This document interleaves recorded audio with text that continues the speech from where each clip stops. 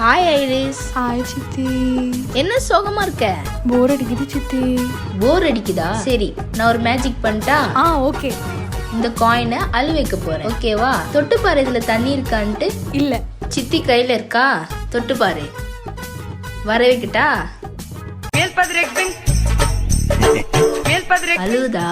Wow, எப்படி சித்தி? அதெல்லாம் நான் லண்டன்ல போய் கத்துக்கிட்டேன். நீ டெய்லியும் நான் உனக்கு மேஜிக் பண்ணி காட்டுறேன். என்ன ஃப்ரெண்ட்ஸ் பண்ற? குழந்தைக்கு மேஜிக் பண்ணி காட்டுறேங்க அண்ணி. எனக்கு ஒன்று பண்ணி காட்டு அண்ணி.